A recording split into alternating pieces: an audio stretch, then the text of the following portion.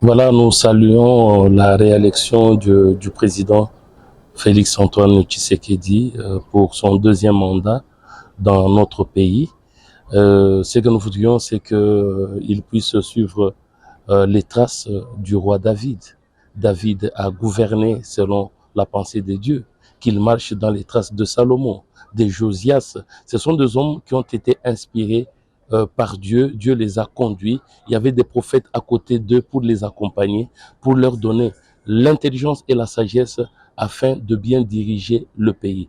C'est pourquoi nous demandons que non, qu'ils soient animés, qu'ils soient conduits par le Saint-Esprit pour qu'il puisse régner avec succès, avec réussite et amener ce pays au développement, amener ce pays à s'épanouir, amener ce pays à la bénédiction intégrale.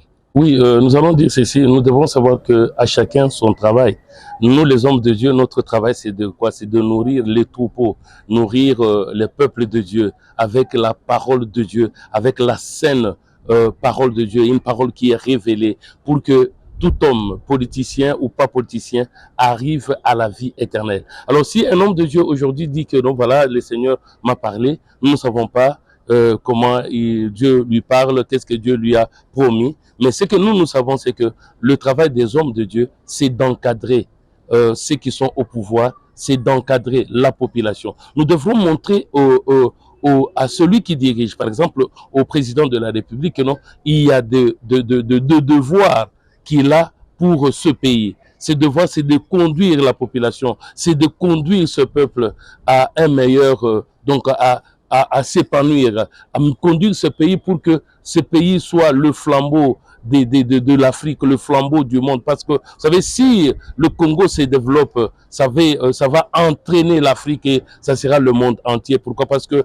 le président de la République, Félix-Antoine Tshisekedi, est en train de conduire un pays qui est vraiment une catastrophe géologique, un pays sur le plan matériel qui est tellement béni. Le sol, le sous-sol, et vraiment tout ce que nous avons comme nature, c'est un pays qui est béni. Mais maintenant, nous vous disons maintenant que lui maintenant conduit ce pays selon la pensée de Dieu. C'est pourquoi ce que nous demandons pour lui, c'est que Dieu puisse le doter de l'intelligence et de la sagesse pour qu'il sache bien conduire ce pays. Alors, et il doit être maintenant entouré de gens qui comprennent les enjeux, qui comprennent que nous ne devrons pas regarder à son intérêt personnel, mais nous devons voir l'intérêt de tout le monde, de toute la population. C'est pourquoi il faudrait que autour de lui, des gens qui vont l'accompagner, parce que, vous savez, quand nous lisons un peu dans la Bible, je vais quand même lire quelques versets pour l'épanouissement d'un pays. Ça demande certaines choses. Je vais lire le livre de Proverbes chapitre 24, le verset 6 dit ceci: car tu feras la guerre avec prudence et le salut est dans le grand nombre de conseillers. C'est-à-dire que pour que ce pays s'épanouisse, nous voudrions bien qu'autour de lui, qu'il y ait des conseillers. Alors, qu'est-ce qui va faire que notre pays arrive à bien se développer, à bien aller de l'avant? Proverbe chapitre 14, verset 34 nous dit ceci: la justice élève une nation, mais le péché est la honte de peuple. C'est-à-dire que si on peut diriger ce pays dans la justice, dans l'intégrité, dans l'intégrité, nous allons que ce pays, dans la probité, donc nous allons voir que ce pays va se développer. C'est pourquoi nous disons que chacun de nous, c'est-à-dire que toutes les institutions, que ce soit la présidence, que ce soit le Parlement, le gouvernement, donc ceux qui sont dans la justice, l'armée, dans la santé, dans l'éducation, que ce soit les fermiers, que ce soit les cultivateurs, que ce soit vous les journalistes, les caméramens, que ce soit donc les techniciens de surface, tout le monde ensemble. Si nous avons une même vision, la vision c'est d'amener ce pays au développement, d'amener ce pays au progrès. Alors chacun doit travailler dans la justice, chacun doit travailler dans l'intégrité. C'est que chacun, si le président de la République, la population, nous suivons la loi de Dieu, nous respectons Dieu, Parce qu'on dit c'est la crainte du Seigneur qui élève une nation.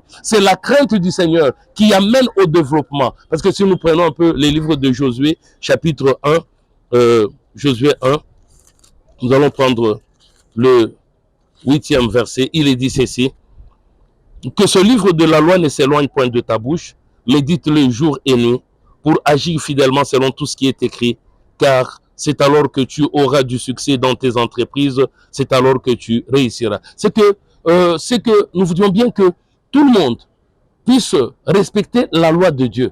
En respectant la loi de Dieu, nous allons aussi respecter notre constitution. Nous allons respecter nos règles. Nous allons respecter nos lois. Chacun en ce qui les concerne, du haut jusqu'en bas, du sommet jusqu'en bas. Donc, nous voudrions bien que, du même espace qu'on dit que tout commence par la tête et ça peut aussi influencer en bas. Mais si déjà à la tête, il y a la crainte du Seigneur, j'avais quand même salué ce qui s'était passé dans le premier mandat du président de la République.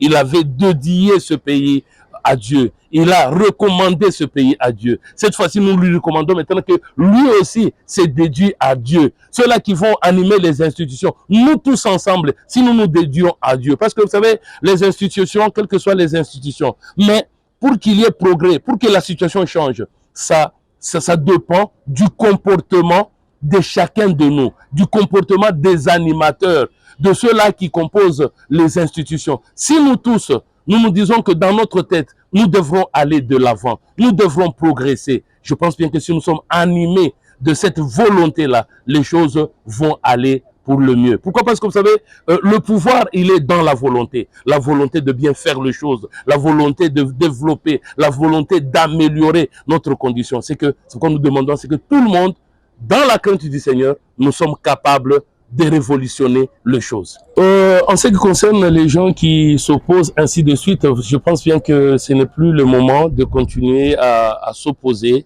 C'est le moment où nous devrons nous tenir la main dans la main pour que nous puissions évoluer. Bien sûr que les gens peuvent toujours, ils peuvent s'opposer parce que on ne peut pas empêcher quelqu'un de penser ce qu'il pense. On ne peut pas empêcher quelqu'un de dire ce qu'il pense. Mais moi, je dirais que ça ne dépend que de celui qui y croit. Est-ce que vous croyez que ce qu'il dit, c'est vrai? Ça vous engage. Pour moi, j'aimerais bien que nous tous, parce que nous disons que nous devrons développer ces pays. On ne doit pas déchirer, on ne doit pas couper ces pays. Ce que nous devons faire, c'est ensemble, à l'unisson. L'unité, c'est ce qui va faire notre force. Ce que nous devrons faire avec les opposants et nous qui sommes, et ceux qui sont maintenant au pouvoir, c'est de regarder d'abord en arrière, de voir d'abord notre jeunesse, la jeunesse de notre pays, la RDC. Mais que nous puissions maintenant aller dans l'exode, c'est-à-dire l'exode, c'est la marche vers le développement, la marche vers l'épanouissement. On doit marcher. Comment nous devrons marcher? Ensemble. Nous devrons mobiliser nos efforts ensemble. Marcher maintenant. Qu'est-ce que nous devrons faire? Et nous devrons maintenant nous engager. C'est pourquoi nous devons nous mettre au travail. C'est pourquoi le livre de Lévitique est dans la Bible. Dans la Lévitique, c'est-à-dire on se consacre à faire quelque chose. Chacun. Pourquoi? Parce que vous savez, tout le monde, on doit manger. On mange chaque jour. On a des besoins. Mais il faut foi. Il faut le travail. C'est pourquoi nous disons que on entre maintenant, on voit chacun doit travailler. Chacun doit se consacrer à sa mission. Et après là, maintenant, nous pouvons maintenant compter. C'est pourquoi le livre de Nombres est là. Qu'est-ce que nous aurons récolté demain? Nous devrons maintenant faire un bilan. Nous devrons maintenant montrer, voilà, nous sommes partis de 0, on était à 5, on était à 6, voilà là où nous sommes arrivés. Et c'est là où nous devrons dire maintenant que non, mais dans le premier mandat, il y a eu des actions, il y a eu des réalisations. Mais ce que nous allons demander, c'est quoi? Nous devrons maintenant aller faire plus que ce qui a été fait dans le premier mandat. Et aussi demander à ce que nous puissions entretenir. Parce que vous savez que nous avons une difficulté dans notre pays. Dans notre pays, donc dans nos langues maternelles, le mot entretien est presque inexistant. On ne sait pas entretenir ce que nous avons. Vous savez, on peut dire farine bunga, farine foufou, ainsi de suite. Mais entretien, c'est un peu compliqué. C'est pourquoi il faudrait entretenir ce que nous avons. Alors, nous devrons tous travailler. Si nous travaillons tous, nous travaillons dans l'unité, nous allons arriver au développement. Et après, ceux qui viendront après aussi, ils ont déjà on a déjà travaillé. Le reste, ceux qui étaient là avaient travaillé et nous allons nous développer petit à petit. Parce qu'il a tendu la main à tout le monde. Parce que, vous savez, un doigt ne peut pas tuer un pou, dit-on dans nos langues. Hein? Un doigt ne peut pas. C'est pourquoi nous avons besoin de tout le doigt, de la main, de l'ensemble. L'ensemble, nous pouvons arriver à faire quelque chose. Vous savez, si tout le monde était président de la République, qui allait conduire la voiture? Si tout le monde était chauffeur, qui allait arranger les routes? Si tout le monde était architecte, qui allait cuisiner? Si tout le monde était cuisinier. Donc, c'est pourquoi il faudrait que tout le monde soit là, ensemble. Je voudrais un peu revenir un peu, comme vous avez dit, on a tendu la main aux autres, à tout le monde. Oui, ce qu'il a fait, c'est une bonne chose. Pourquoi? Parce que nous sommes obligés de travailler. Si nous ne travaillons pas, qu'est-ce que nous aurons? On n'aura absolument rien. C'est pourquoi tout le monde doit travailler. Et si nous travaillons, nous allons arriver. Alors, j'ai lisé le livre des Thessaloniciens, chapitre 3 plutôt. Nous allons commencer par le verset 10. Car, lorsque nous étions chez vous, nous vous disions expressement, si quelqu'un ne veut pas travailler, qu'il ne mange pas non plus. Nous apprenons cependant qu'il y en a parmi vous quelques-uns qui vivent dans les désordres et qui ne travaillent pas, mais qui s'occupent de futilités. Nous invitons ces gens-là et nous les exhortons par le Seigneur Jésus-Christ à manger leur propre pain, à travailler paisiblement. C'est-à-dire que ici nous invitons tout le monde à travailler. Si vous ne travaillez pas, vous n'allez pas, parce que vous savez, beaucoup de gens pensent que comme nous avons commencé le président a commencé le deuxième mandat, c'est lui qui va faire que la manne puisse tomber. Non, c'est en travaillant ensemble que nous allons ramasser la manne. Même si la manne tombait, il faut aller ramasser. Ça ne va pas tomber dans la bouche. C'est pourquoi là, nous invitons que tout le monde, que ce soit dans l'opposition, que ce soit ceux qui sont dans les institutions, nous devrons travailler dans la justice, nous devrons travailler dans l'intégrité, nous devrons travailler en suivant leurs règles, en suivant les normes établies. Voilà. Le dernier message, c'est que, comme nous avons dit, que pour le président de la République, que nous saluons en passant, ce qu'il doit faire, c'est de suivre la parole de Dieu, de marcher selon la volonté de Dieu, qu'il soit conduit par le Saint-Esprit. S'il est conduit par le Saint-Esprit, il saura comment diriger ce pays.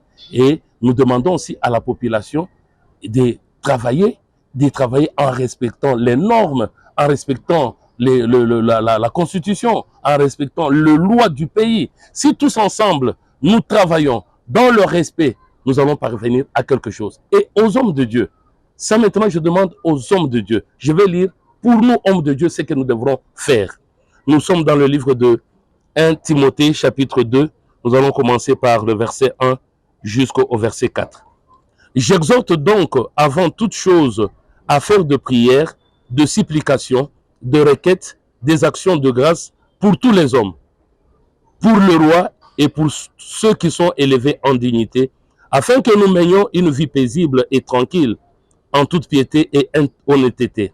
Cela est bon et agréable devant notre Sauveur, qui veut que tous les hommes soient sauvés et parviennent à la connaissance de la vérité. C'est-à-dire que aux hommes de Dieu, ce que nous devrons faire, c'est de prier pour le président de la République, de prier pour la population. Si nous prions pour tout le monde, vous savez, si les gens sont animés de bons sentiments, nous allons nous développer. Si nous avons les sentiments chrétiens, le sentiment de Dieu en nous, nous avons la vertu, nous prions pour que tout le monde soit dans la paix, marche dans l'honnêteté, marche dans la sincérité, marche dans la vérité. Je pense que les choses vont se développer et nous allons étonner le monde. Nous allons vraiment révolutionner le monde. C'est pourquoi nous, hommes de Dieu, notre mission, c'est de prier pour tout le monde et de donner des sages conseils.